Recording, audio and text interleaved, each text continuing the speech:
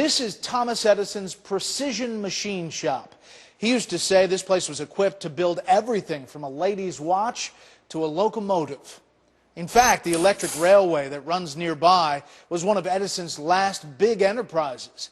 It went online in 1931, just before he died. Millions of New Jersey commuters still depend on it. For President Obama, it's now about high-speed rail. He says it will create more green jobs, and he wants federal and state governments to spend billions on it. Democrats and Republicans have already agreed to cut spending by about $1 trillion over the next decade. During its battles with Republicans over the national debt, the Obama administration offered to cut trillions from the federal budget. Social Security, Medicare, and Medicaid all on the table. One thing wasn't. Rail, rail, rail, and rail. High-speed rail. We have allocated $8 billion for high-speed rail. That includes $2.4 billion for an 84-mile line in Florida, $810 million to start construction on another in Wisconsin, and for California, billions more. Right now, it's around $45 billion. California Congressman Devin Nunes is a four-term Republican.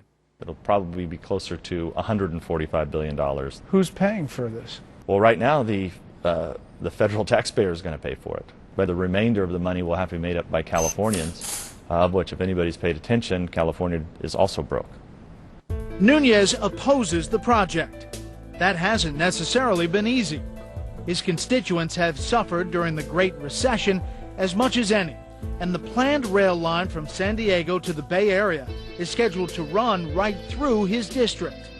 And just laying down the actual track will create hundreds of thousands of temporary construction jobs.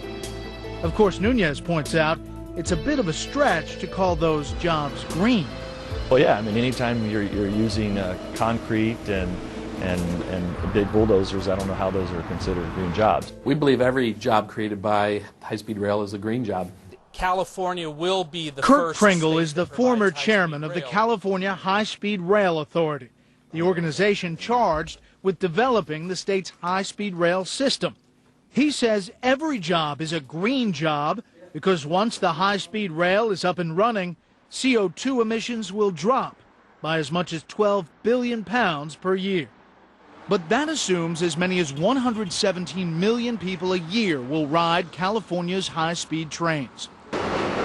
That's about 40 times more than the number of riders on Amtrak's high-speed Acela, which runs from Boston through New York to Washington, D.C., a more densely populated corridor.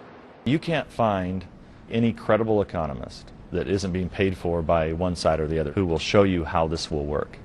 Not one. Not one. A trio of GOP governors, Scott Walker of Wisconsin, John Kasich of Ohio, and Rick Scott of Florida, they've already sent back a combined $3.6 billion in federal high-speed rail grants that had been set aside for their states. These projects always go over in cost. They always lose money. Governor Scott said the project is way too risky for his state. I'm not going to put them on the hook for a project like this. Wisconsin's Governor Walker feels the same way. To me, it's a waste of money. As for Congressman Nunes, he wishes he could make that call for California. What would you do with the billions and billions of dollars the administration has set aside? The one idea that we've proposed is put it into our dilapidated highway system. And if you're not going to do that, then send it back to the Treasury. Is this ever going to get off the ground? Look, I mean, I think there's $8 billion sitting there right now. They will construct something. And soon. Construction crews are scheduled to break ground in 2012. Coming up, the president saw Spain as his green jobs inspiration. Was he taken for a ride? After the break.